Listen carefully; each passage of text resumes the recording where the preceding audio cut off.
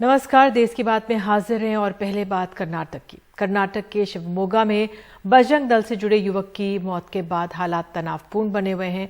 धारा 144 लगी हुई है, 1000 पुलिसकर्मी जमीन पर हैं और कुछ ही पलों पहले खबर ये आई है कि 6 लोगों को इस मामले में गिरफ्तार कर लिया गया है। ये सब राज्य सरकार की तरफ से स्थानीय बताया जा रहा है और साथ ही इस पूरे मामले में राज्य सरकार ने स्थानीय प्रशासन के उस कदम पर सवाल उठाया जिसमें शव यात्रा निकालने की इजाजत दी गई थी, जिसके कारण शहर में हिंसा भी हुई थी।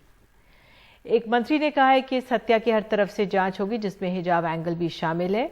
और आपको बता दें 26 साल के हर्षा की हत्या का आरोप है इस पूरे मामले में। तो पहले आपको बता दें कि कांग्रेस ने आरोप लगाया है कि कर्नाटक के वरिष्ठ नेता और पंचायती राज मंत्री ईश्वरप्पा हिंसा को बढ़ावा दे रहे हैं। एक ग्राउंड रिपोर्ट। हर्षा की शव यात्रा में राज्य के पंचायती राज मंत्री ईश्वरप्पा मौजूद थे। इसी दौरान पथराव हुआ, गाड़ियां जलाई गई, दुकानों पर हमला हुआ।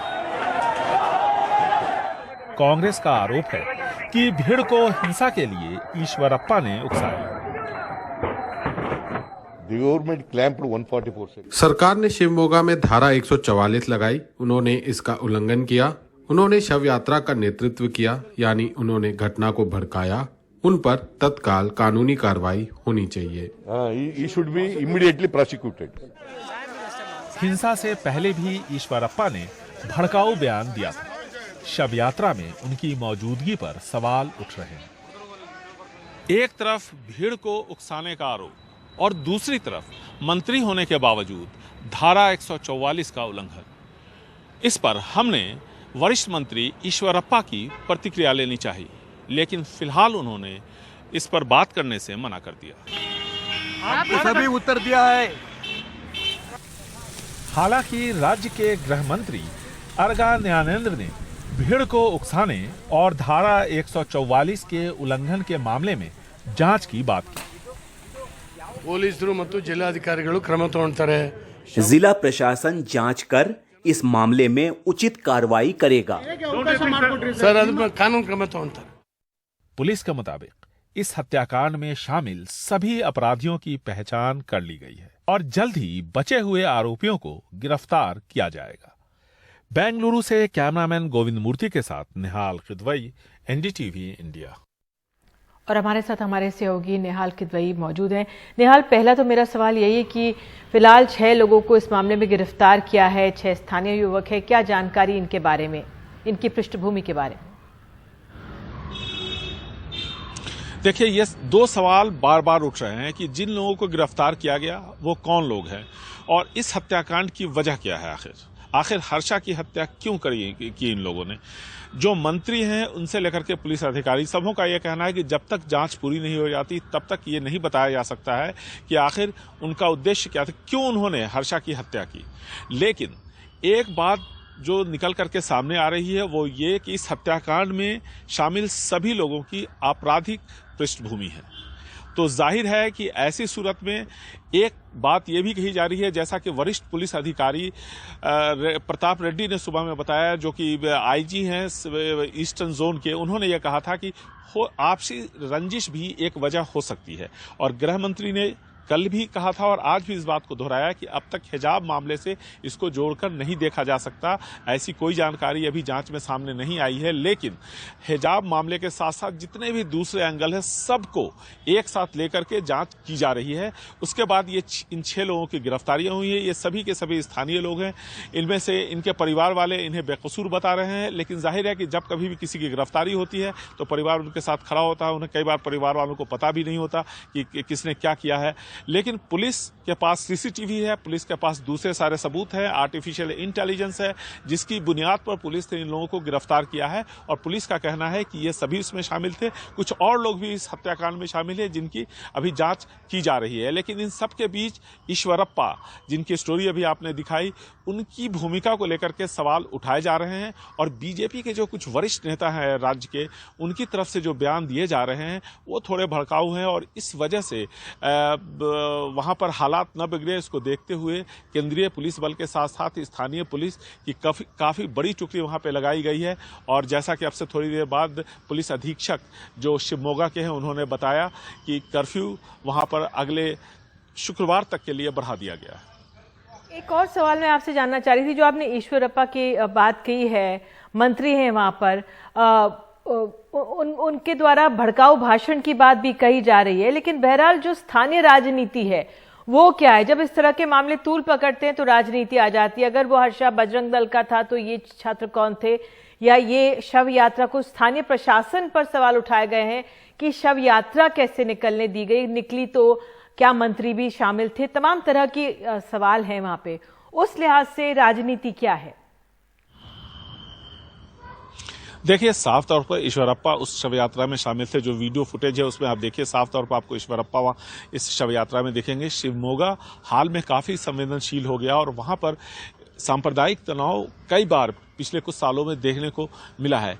लेकिन शिवमोगा के बारे में एक चीज और ध्यान रखना चाहिए कि शिवमोगा एक ऐसी जगह है जहां से येडियुरप्पा आते हैं, जो अपने राजधर्म निभाने वाले नेता के तौर पर जाने जाते हैं। सभी लोग उनकी इज्जत करते हैं। उसके बाद वहीं से ईश्वरप्पा आते हैं और अभी जो अरगा ज्ञानेंद्र जो यहाँ पर गृह मंत्री हैं वो भी शिवमोगा के हैं। तो इस वजह से वहां पर सुरक्षा का तामझाम काफी होता है। वहां पर इंटेलिजेंस नेटवर्क काफी मजबूत है, ऐसा माना जाता है। इसके बावजूद ऐसी घटना अगर होती है तो जाहिर है इसकी पूरी प्लानिंग की गई होगी।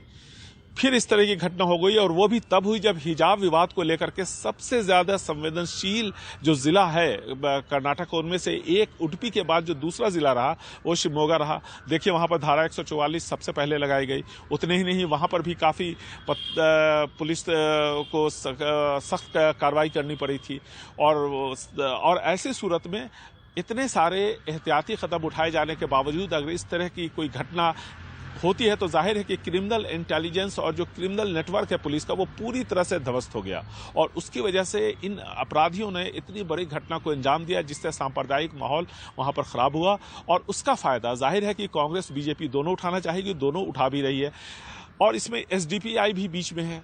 तो हालांकि एसडीपीआई का ये कहना है कि उनका इस पूरे मामले से कुछ लेना देना नहीं है, लेकिन इसके बावजूद राजनीतिक फायदा उठाने की कोशिश सभी कर रहे हैं। इसमें कहीं कोई दो राय नहीं है। बयानबाजी हर तरफ से हो रही है। तो ये बहुत ही दुखद है कि इस तरह के हालात कर्नाटक जैसे राज्य में पैदा हो जाएं, शिवमोगा जैसी जगह पर पैदा हो, जो काफी प्रगतिशील राज्य, एक प्रगतिशील जिले के तौर पर जिसकी पहचान शुरू से बनी रही है। बिल्कुल निहाल, जानकारी के लिए धन्यवाद और हालात पर नजर रखें। तो देश की बात में आइए आगे बढ़ते हैं और अब हम रुख करते हैं उत्तर प्रदेश का। उत्तर प्रदेश में चुनाव चल रहे विधानसभा के बाराबंकी की 6 सीटों में सबसे दिलचस्प लड़ाई दरियाबाद सीट से बताई जा रही है।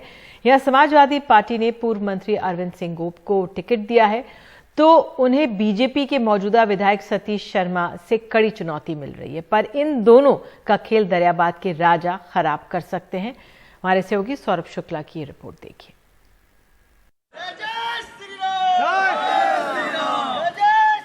दरियाबाद के मौजूदा विधायक सतीश शर्मा गांव-गांव प्रचार कर रहे हैं। सतीश शर्मा 2017 में भारी मतों के साथ यहां से जीते थे। उन्हें लगता है कि मुफ्त राशन, राष्ट्रवाद और कानून व्यवस्था एक बार फिर से यहां से उन्हें जीत दिला देगा। ये माने नहीं रखता कौन सामने है, माने ये है कि जनता योगी और मोदी जी के साथ है। यहाँ पर जितने लोग खड़े हैं सब लोग कमजोर परिवार से, मध्यम वर्ग परिवार से, और सबका विश्वास मोदी और योगी पर है। दरियाबाद की जनता 2017 दोहराने के लिए बेताब है। 2 चरण में हम सैकड़ा पार थे, तीसरे चरण में भारतीय जनता पार्टी घुटनों पर गिर गई है। कल तीसरे चरण में पड़ा है धुबिया पार, चारों खाने चित समाजवादी पार्टी। अरविंद सिंह गोप को अखिलेश यादव का खास माना जाता है। बाराबंकी की दूसरी सीटों से गोप 3 बार विधायक रह चुके हैं, पर इस बार सपा ने उन्हें दरियाबाद सीट से उम्मीदवार बनाया है। गोप कहते हैं कि इस बार अखिलेश की लहर है और ये लहर उनकी भी नैया पार लगा देगी। हम दोनों सीटों से, इसके पड़ोस में हैदरगढ़ से 2 बार विधायक रहे, बगल में रामनगर से रहे। अब की समाजवादी पार्टी के राष्ट्रीय नेता ने हमें दरियाबाद भेजा है। दरियाबाद में चुनौती थी, उसको स्वीकार किया गया। आज चुनाव दरियाबाद में एक तरफा समाजवादी पार्टी के पक्ष में है। सारा कार्यकर्ता, सारा नेता, गांव, गरीब, किसान सब समाजवादी पार्टी के पक्ष में। आप कहीं सर्वे कर लीजिए पूरी विधानसभा में, लोग कहेंगे चुनाव में नहीं है, फैसला हो गया समाजवादी पार्टी के पक्ष में। सीधी दिख रही दरियाबाद की लड़ाई में एक ट्विस्ट भी है। ये हैं दरियाबाद के राजा स्वर्गीय राजीव सिंह के बेटे रिंकू सिंह। राजा राजीव सिंह दरियाबाद से 6 बार विधायक रह चुके हैं, जिसमें से 4 बार वो सपा के टिकट पर जीते थे। इस बार राजा राजीव सिंह अपने बेटे रिंकू सिंह के लिए सपा का टिकट मांग रहे थे, लेकिन सपा ने टिकट नहीं दिया। कहा जा रहा है कि लंबे वक्त से बीमार चल रहे राजा साहब की इसी सदमे से मौत हो गई। इसलिए इंतकाम की आग में जल रहे रिंकू सिंह निर्दलीय मैदान में कूद पड़े हैं। मैं तो आप समझिए कि कुछ नहीं समझ पा रहा हूँ मेरी फाइट किससे। मैं तो अपना पक्ष केवल जनता के बीच दरियाबाद में रखने जा रहा हूँ कि जो मेरे पिताजी को आघात हुआ, जिससे उनकी मृत्यु हुई है, अगर आप लोग कोई सम्मानजनक उनको श्रद्धांजलि देना चाहते हैं तो उनका ये आखिरी इच्छा थी कि चुनाव लड़ा जाए। दरियाबाद में कई लोगों का कहना है कि रिंकू सिंह भले ही चुनाव ना जीत पाए, पर वो सपा और भाजपा दोनों का चुनावी गणित जरूर खराब कर सकते हैं। बाराबंकी की दरियाबाद सीट से अरविंद सिंह गोप की राह आसान नहीं है। यहाँ से पूर्व में 6 बार विधायक रह सके राजा साहब के बेटे निर्दलीय चुनाव लड़ रहे हैं, जो सपा में थे पहले। तो जितना अच्छा वो लड़ेंगे उतना नुकसान अरविंद गोप का है। वहीं बसपा ने भी अपना प्रत्याशी दिया है। ये कहा जा रहा है कि बसपा जितना अच्छा लड़ेगी उसका फायदा अरविंद सिंह गोप को है। तो किसको क्या फायदा होगा ये 10 मार्च को पता चलेगा। पर बाराबंकी की 6 सीटों में 5 सीटें बीजेपी ने जीती थी, तो क्या इस बार वापस वो प्रदर्शन रहेगा या सपा यहां से वापस अपनी खोई हुई साख हासिल कर पाएगी? सहयोगी विनीत और सरफराज के साथ बाराबंकी से सौरभ शुक्ला, NDTV इंडिया। उधर उत्तर प्रदेश के चुनावों में इस बार जो छुट्टा जानवरों का मुद्दा बड़ा होता जा रहा है। सरकार ने हर गांव में गौशाला बनाने का ऐलान किया, लेकिन या तो वो बनी नहीं और जहां बनी है उनकी हालत बेहद खस्ता है। प्रधानमंत्री ने भी इसको लेकर एक वायदा किया, लेकिन समस्या बड़ी होती जा रही है। ये जानवर किसानों की फसल तबाह कर रहे हैं। एक रिपोर्ट अजय सिंह की। बनारस के वाजिदपुर गांव में सुरेंद्र अपने खेत में घुस आए छुट्टा मवेशियों को भगा रहे हैं।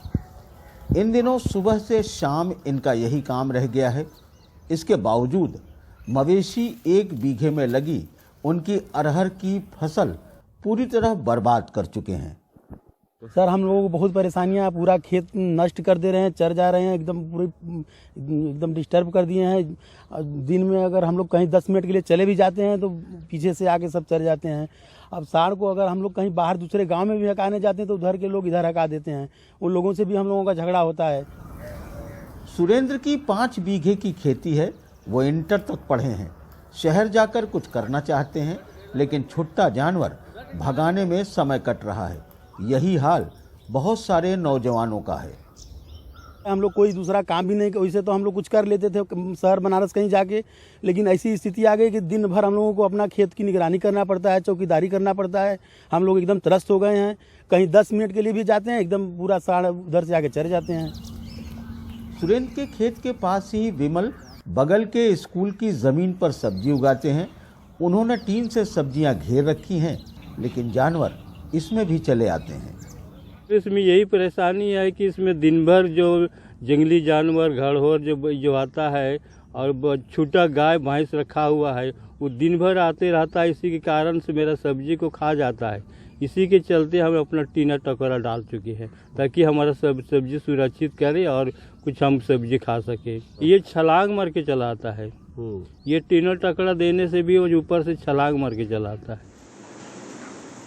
वाराणसी मुख्यालय से महज 12 किलोमीटर दूर हरहुआ ब्लॉक के इस वाजिदपुर गांव में 3 साल पहले सरकारी गौशाला बनी। जानवर भी रखे गए थे, लेकिन देखभाल और रखरखाव न होने से पिछले साल 70 गायें मर गईं।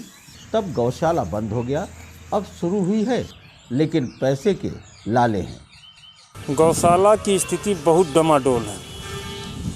पहली बात तो समय से पेमेंट नहीं है। टेकरों का करीब 9-9, 10-10 महीना का पहले का पैसा बाकी है, 11 महीना का। और भूसा वाले का भी पेमेंट टाइम से नहीं होता है।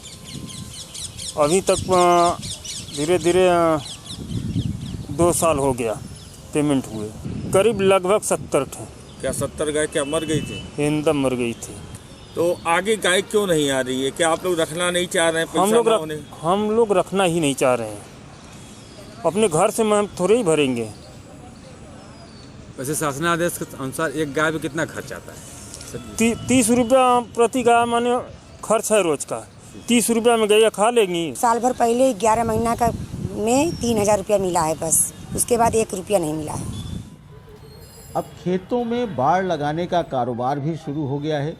1 बीघे में 1716 फुट तार लगता है। लोकल और ब्रांडेड तार अलग अलग होते हैं, लेकिन हर हाल में 1 बीघे पर 10,000 से ऊपर का तार लग जाता है। किसानों का क्या है कि उनका जो फसल होते हैं, खेती करते हैं, जो पौधे बनते हैं खेती करने के बाद, उसको गाय और प्लस नीलगाय प्लस गणरोज ये उनका नुकसान करते हैं। रात में वो दिन में मेहनत करते हैं, रात में उनके जानवर जितने भी हैं खा जाते हैं, जिसकी सुरक्षा के लिए उन्होंने कटीला तार को माना कि ये कटीला तार हमारे को सुरक्षा करेगी, हमारे फसलों को, इसलिए कटीला तार किसान अपने खेतों को लगाते हैं तो सुरक्षा की दृष्टि से। तो किसान का खर्च भी बढ़ा है और फसलें भी असुरक्षित हैं, जबकि सरकार वादे के अलावा कुछ करती नहीं दिखती। छुट्टा जानवरों की वजह से किसानों की जिंदगी इस कदर बेजार हुई है कि रात दिन की निगरानी और इन कटीले तारों के जरिए वो बमुश्किल किसी तरह अपनी खेती कर पा रहे हैं। लेकिन अफसोस इस बात का है कि इन तमाम उपायों के बाद भी उनकी फसल सुरक्षित नहीं रह पा रही है। ऐसे में सरकार से सिर्फ वादे नहीं, बल्कि इस समस्या पर ठोस कदम उठाने की ज़रूरत है और तभी सही तरीके से किसानों को इस समस्या से निजात मिल सकती है। वाराणसी से पुरुषोत्तम के साथ अजय सिंह, एनडीटीवी इंडिया। और देश की बात में वक्त एक छोटे से ब्रेक के बाद आगे है। सुप्रीम कोर्ट ने सुनाई है महाराष्ट्र सरकार और पूर्व पुलिस आयुक्त परमबीर सिंह को खरी खरी, कहा कोई भी दूध का धुला नहीं।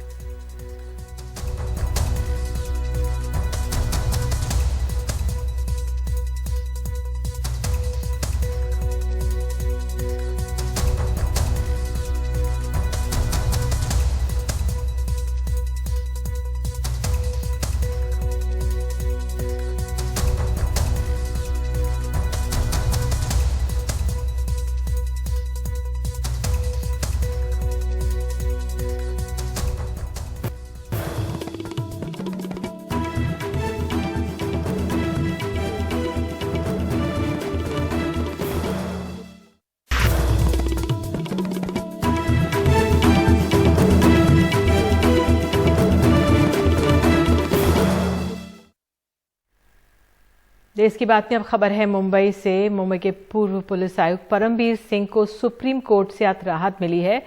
महाराष्ट्र सरकार की कार्रवाई पर 9 मार्च तक के लिए रोक लगा दी गई है। कोर्ट 9 मार्च को करेगा अंतरिम सुनवाई, लेकिन सुप्रीम कोर्ट ने कहा है कि दोनों ही कोई भी दूध का धुलावा नहीं है। दोनों को फटकार भी सुप्रीम कोर्ट ने लगाई है। हमारे सहयोगी आशीष भार्गव और जानकारी इस मामले में दे रहे हैं। मुंबई के पूर्व पुलिस कमिश्नर परमबीर सिंह को सुप्रीम कोर्ट से बड़ी राहत मिली है और सुप्रीम कोर्ट ने महाराष्ट्र में, जो महाराष्ट्र पुलिस ने जितनी भी एफआईआर दर्ज की थी उनके खिलाफ, उन मामलों पे कोई भी कार्रवाई आगे करने पर रोक लगा दी है। किसी भी तरह की कोई कार्रवाई सरकार या पुलिस परमबीर सिंह के खिलाफ अगले आदेश यानी 9 मार्च तक नहीं करेगी। सुप्रीम कोर्ट ने कहा है कि वो अब इस बात का फैसला करेगा कि क्या तमाम सारे मामले जो हैं जो परमबीर सिंह के खिलाफ चल रहे हैं महाराष्ट्र में, मुंबई में खासतौर पर, क्या वो सभी सीबीआई को ट्रांसफ़र कर दिए जाएं। सीबीआई की तरफ से सॉलिसिटर जनरल तुषार मेहता ने समर्थन किया है कि मामले की उचित और सही और पारदर्शी जांच हो, इसलिए ज़रूरी है कि सारे मामलों की जांच सीबीआई को सौंप दी जाए। हालांकि महाराष्ट्र सरकार जो है वो इसका लगातार विरोध कर रही है और वो कह रहे हैं कि सारे मामले सीबीआई को नहीं सौंपे जा सकते। लेकिन इधर परमबीर सिंह बार बार ये कह रहे हैं कि राजनीतिक उनके खिलाफ जो बदले की भावना से ये कार्रवाई की जा रही है। सुप्रीम कोर्ट ने रोक लगाई थी कि उनके खिलाफ चार्जशीट दाखिल नहीं होगी, लेकिन एक मामले में महाराष्ट्र पुलिस ने चार्जशीट भी दाखिल की है, लिहाजा सारे मामलों की जांच जो है वो सीबीआई को दे दी जानी चाहिए। तो सुप्रीम कोर्ट ने बहुत नाराज़गी भी जाहिर की है और कहा है कि इस मामले में सारे हालात गड़बड़ हैं, कोई भी दूध का धुला हुआ नहीं है और ये एक ऐसा मामला है जिसमें जनप्रतिनिधि से लेकर पुलिस तक लोगों का विश्वास डगमगा रहा है, क्योंकि यहाँ पर सरकार एक तरफ है, खासतौर पर पूर्व गृह मंत्री अनिल देशमुख, और दूसरी तरफ परमबीर सिंह है जो वरिष्ठ IPS अफसर हैं, और उनके खिलाफ बहुत सारे मुकदमे दर्ज हुए हैं। उन्होंने आरोप लगाया था अनिल देशमुख के ऊपर कि वो करोड़ों रुपए की उगाही करने में शामिल थे, इस तरह के आरोप थे। इसके बाद आरोप प्रत्यारोप चलते रहे। बहुत सारे मुकदमे परमबीर सिंह के खिलाफ महाराष्ट्र में दर्ज हुए हैं। महाराष्ट्र पुलिस मामले की जांच कर रही है। वो CBI जांच की मांग को लेकर सुप्रीम कोर्ट पहुंचे थे, और पिछली सुनवाई में सुप्रीम कोर्ट ने महाराष्ट्र सरकार को कहा था और पुलिस को कहा था कि गिरफ्तारी पर कोई गिरफ्तारी उनकी नहीं होगी, कठोर कार्रवाई पर रोक लगा दी थी परमबीर सिंह के, उनको राहत दी थी। लेकिन साथ ही परमबीर सिंह को कहा था कि वो महाराष्ट्र पुलिस की जांच में शामिल हो और उनके साथ सहयोग करें। साथ ही कहा था कि कोई भी जांच पुलिस कर सकती है आगे, लेकिन किसी भी तरह की कोई चार्जशीट अदालत में दाखिल सुप्रीम कोर्ट की इजाज़त के बिना नहीं होगी। तो मामला काफ़ी पेचीदा है। काफ़ी दिन से वो फरार थे, लेकिन सुप्रीम कोर्ट से राहत मिलने के बाद फरार वो इस तरीके से थे कि सरकार ये कह रही थी वो गायब हैं, वो पेश नहीं हो रहे हैं, वो फरार हैं। लेकिन परमबीर सिंह सुप्रीम कोर्ट में अर्जी दाखिल की थी, और परमबीर सिंह ने सुप्रीम कोर्ट में कहा था कि वो गायब नहीं है, वो भारत में है, और वो इसलिए डरे हुए हैं, इसलिए वो इस समय अंडरग्राउंड है, क्योंकि महाराष्ट्र में उनकी जान को खतरा है। तो कुल मिलाकर सुप्रीम कोर्ट अब ये तय करेगा कि ये सारे मामलों की जांच क्या CBI करेगी। नई दिल्ली से आशीष भार्गव, NDTV इंडिया।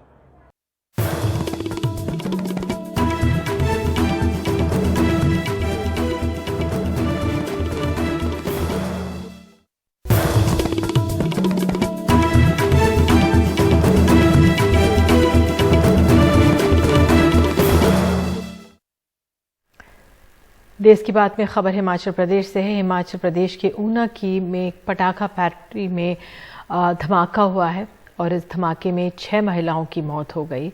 बताया जा रहा है कि 15 लोग इसमें घायल भी हैं, और जब ये हादसा हुआ तो राहत बचाव का काम भी हुआ। फायर ब्रिगेड और पुलिस की टीम भी मौके पर मौजूद बताई गई।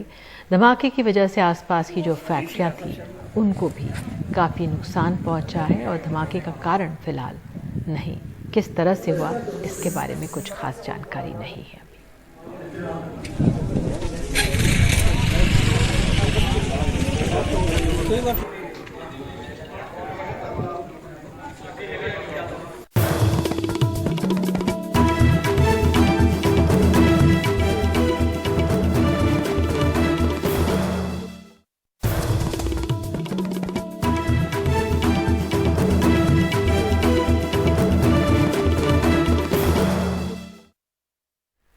देश की बात में आपको कोलकाता लिए चलते हैं। कोलकाता में सचिवालय की ओर बढ़ने की कोशिश कर रहे छात्रों की पुलिस के साथ झड़प हो गई। आलिया यूनिवर्सिटी के छात्र अपने सहयोगी अनीश खान के लिए इंसाफ की मांग कर रहे हैं। पुलिस ने कई प्रदर्शनकारियों को यहां पर हिरासत में लिया है।